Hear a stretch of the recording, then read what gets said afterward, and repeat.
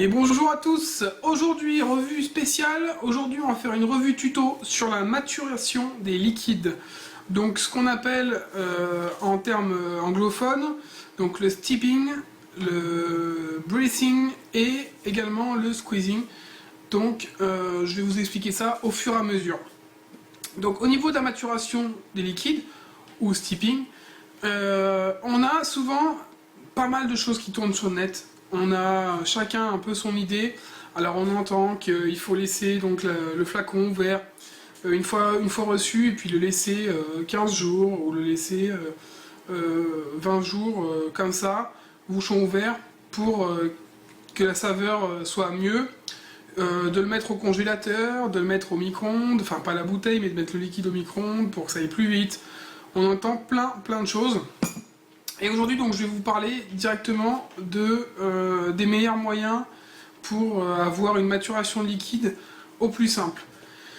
Il y a des termes qui sont mal compris ou qui sont mal utilisés dans le monde de la vape et surtout au niveau du steeping. Voilà, le steeping, c'est une chose, c'est tout simplement votre flacon, quand vous le recevez, il faut le laisser dans un endroit froid, sec et dans le noir surtout, pendant une semaine.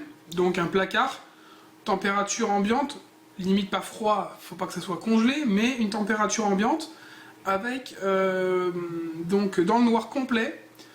Voilà, vous le secouez un petit peu à l'arrivée, vous le mettez dans une température ambiante pendant une semaine. Ça, c'est le steeping, tout simplement. Rien d'autre. Fermé, flacon fermé, comme ça, vous laissez steeper.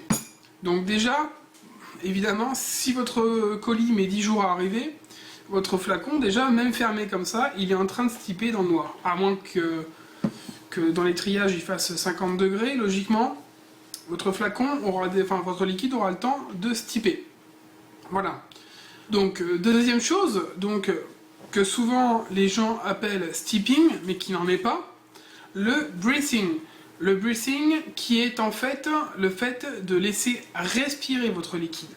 Donc tout simplement, votre flacon, vous allez l'ouvrir, vous allez le laisser ouvert avec le capuchon, même sans le capuchon, et vous allez le laisser respirer. Voilà. Mais contrairement à ce qui peut être dit, il ne faut pas le laisser respirer pendant une semaine, ou pendant un mois, ni même pendant trop longtemps.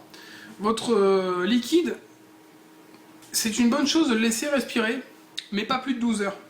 Pas plus de 12 heures, 12 heures grand maximum. Tout simplement parce que si vous faites l'erreur de laisser votre flacon ouvert et de laisser respirer, vous allez avoir une perte de saveur et une perte de votre taux de nicotine. Votre liquide va s'abîmer, tout simplement. Prenons l'exemple d'une bouteille de vin, d'une bouteille de soda, mais bon, un peu des deux. Si vous laissez ouvert une bouteille de soda, qu'est-ce qui se passe au bout de quelques heures? Vous avez donc le gaz qui s'échappe, la saveur devient moins bonne. Une bouteille de vin, laissez ouvert une bouteille de vin rouge, vous allez voir si vous allez avoir une amélioration ensuite. Laissez oxygéner une bouteille de vin quelques heures, et là, effectivement, vous allez y gagner. Maintenant, si vous la laissez ouverte pendant 48 heures, vous allez perdre toute la saveur. C'est le même principe pour les liquides.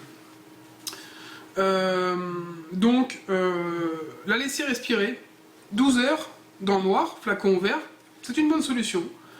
Donc vous pouvez par exemple commencer par laisser respirer votre liquide donc dans le noir, vous le mettez, vous le secouez bien et vous le laissez respirer 12 heures dans le noir, avec une température tout à fait correcte, ni trop chaud ni trop froid. Et dans un placard, voilà, tranquille, une douzaine d'heures, et ensuite vous venez le récupérer, vous le refermez, vous le ressecouez, et vous le mettez dans le noir à steeper. Donc vous pouvez le laisser steeper pendant à peu près une semaine, comme prévu, et logiquement vous aurez quand même quelque chose de mieux.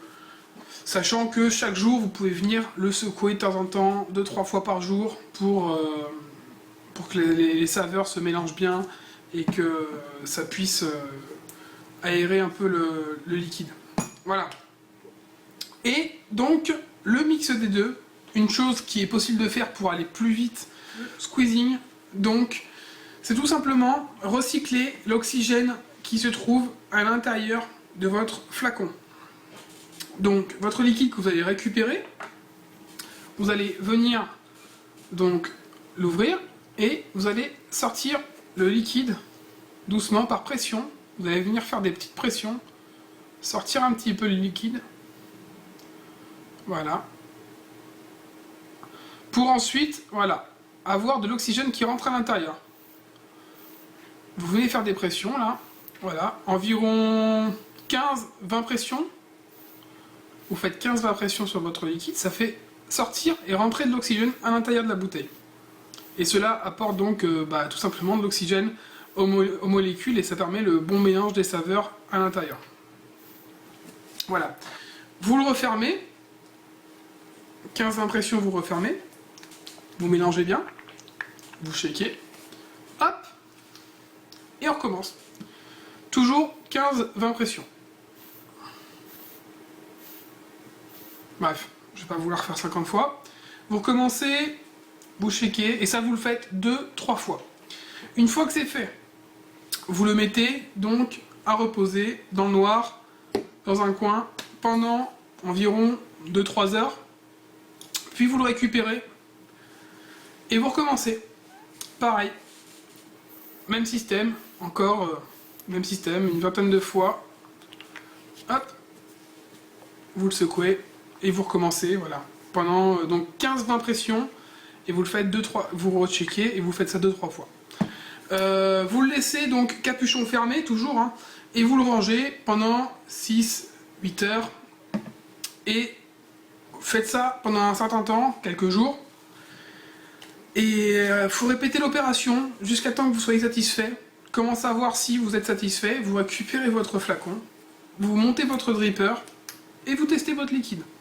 Testez votre liquide, si ça vous convient, bah écoutez, c'est parti. Si ça vous convient pas, continuez à le faire mûrir, continuez à utiliser cette opération. Voilà.